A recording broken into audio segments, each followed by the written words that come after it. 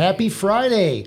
Welcome to Experience Oldsmar with the Mayor Podcast. I'm your host, Mayor Dan Saracki, broadcasting from the top of the bay in the old bank building that Ari Olds built back in 1919 in beautiful downtown Oldsmar. Today, I have a very special guest with over 10 years of public service, honored, privileged to welcome Kathleen Peters, Pinellas County Commissioner. Welcome, Kathleen. Good to see you, Mayor. Thank you so much. Let's get right into it. And happy Friday, by the way. Love Friday. I know. I understand you moved to Pinellas in 1985. Where did you move from? I moved from a suburb of Chicago called Northbrook, Buffalo Grove. I grew up in Northbrook, moved to Buffalo Grove, and then moved to Pinellas County. In 1985, do you miss the snow? No. Never was a cold girl. Never liked the cold. Me neither. So I've got a question real quick. Were the taxes high there too, like in New York State? Oh, very, very, very, very high. Matter of fact, I just recently sold my business there.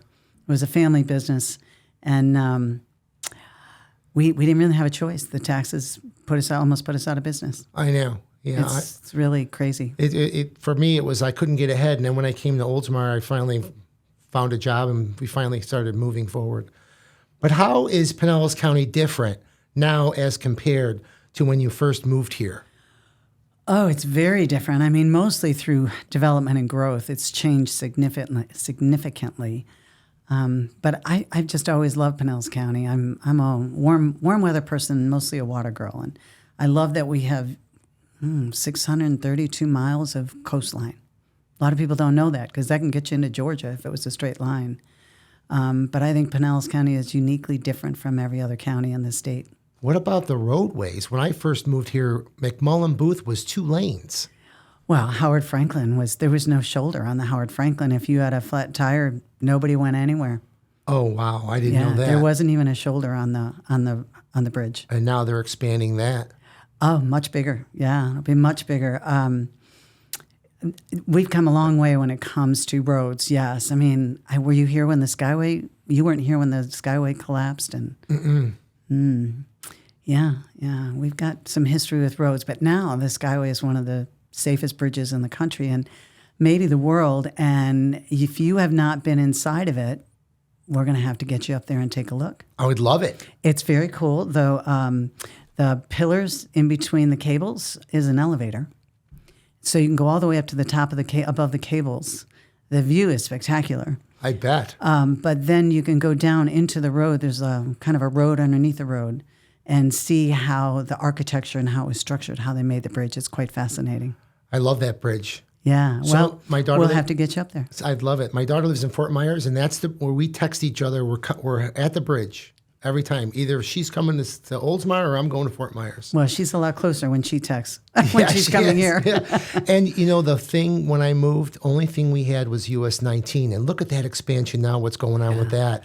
The flyovers have really made a difference. It's so much better. It's just convenient. It moves the traffic better. Yeah. And now it's going all the way up north, so I can't wait for that. Yeah, when I moved here, everyone had a bumper sticker that said, "I survived US 19." And we don't even see those anymore because it's not so, dangerous. Right.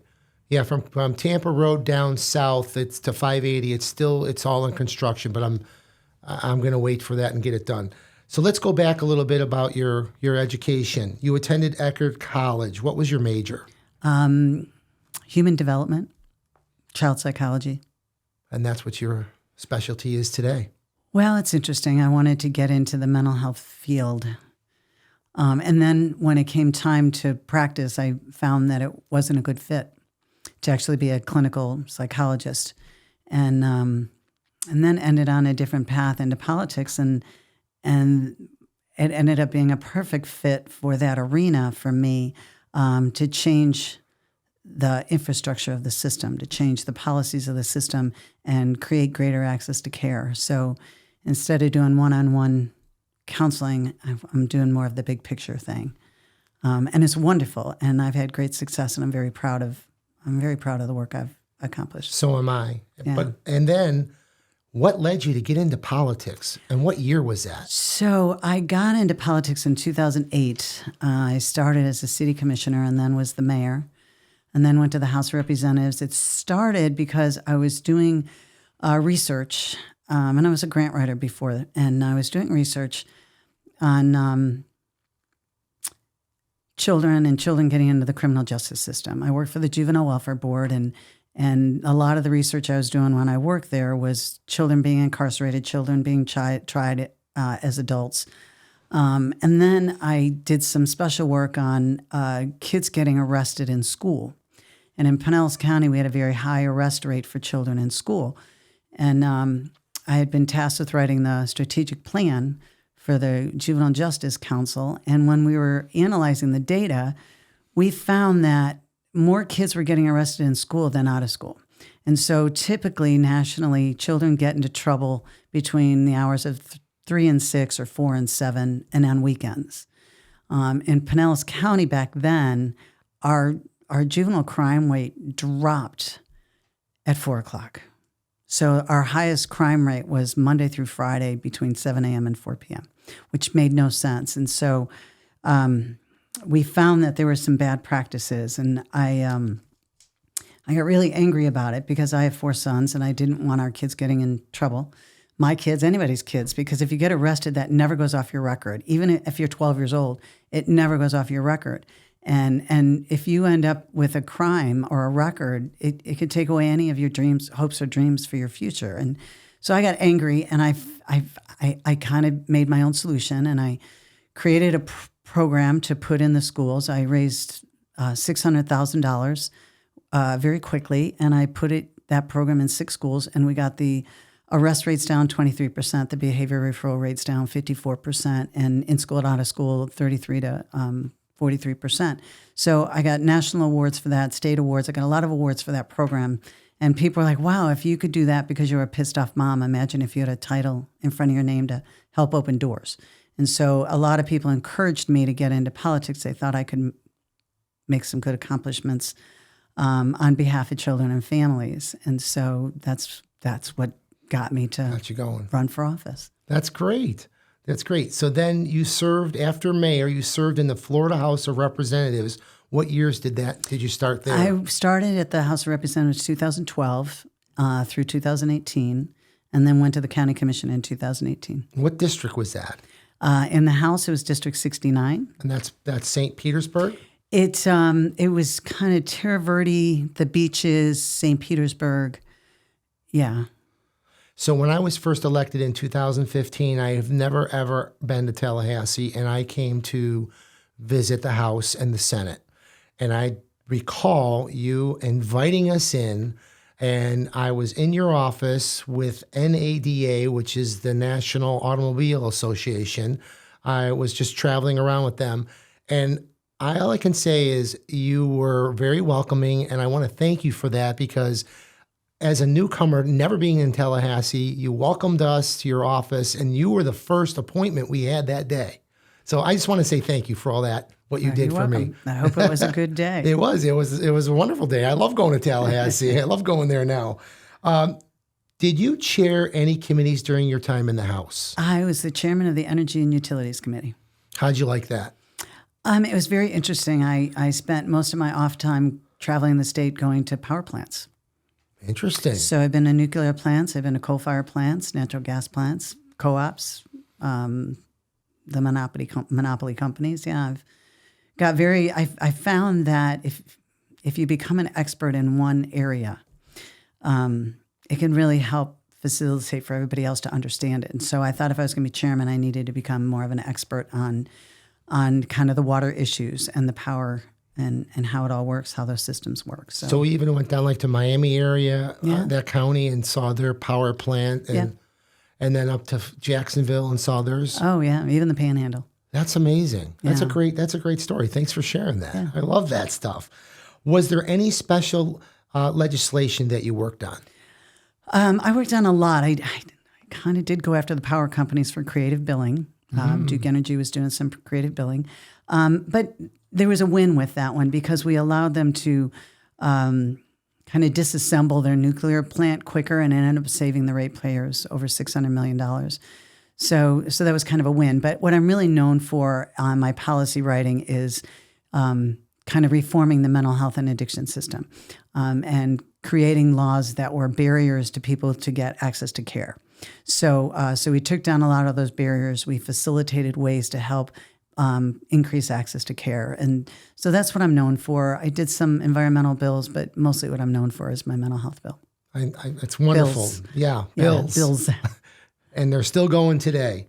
What made you decide in 2018 to run for the county commission board of directors? So I started in local government, and I really love local government. A local government is it's the closest to the people. When you make an ordinance or you make a change at the the local level, you feel it right away. I mean, right away. But sometimes you can pass a law and in the legislature, and by the time it goes through rulemaking and trickles down, you don't really necessarily feel it right away. But at local government, everything we do impacts the local community and the people. It does. Right away. And you can really see the outcomes of what you're doing quickly.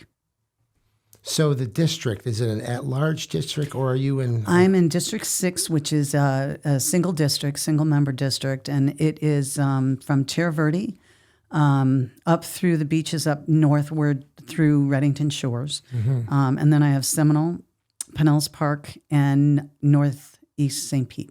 Perfect. Can you share some of the county's initiatives that you are passionate about?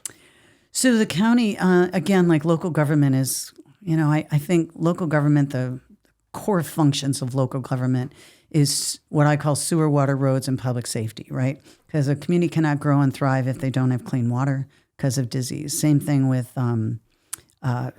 sewers, wastewater. Mm-hmm.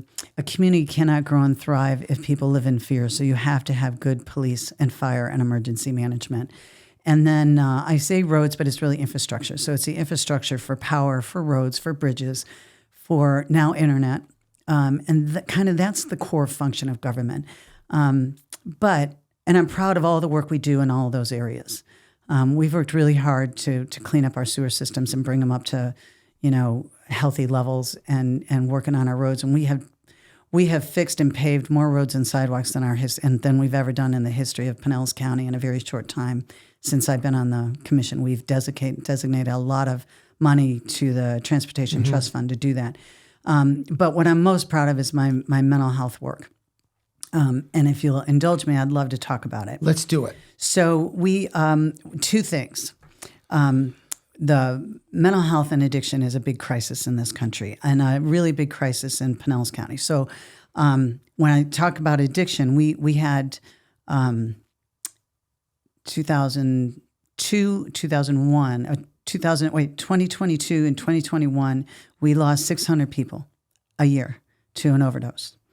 In 2023, we lost 468. So we saw a drop where every year since 2014, we've seen an increase. And I want to attribute that to a couple things. Law enforcement has done a good job to help get some of the drugs off the street, but we put a program at Bayfront Hospital, and now we'll be at Northside, and then we'll be over at Largo. Eventually, we'll have every hospital done. And it's a new program we put in the emergency rooms where when somebody comes, and it changes the way people think in the emergency room and changes the culture.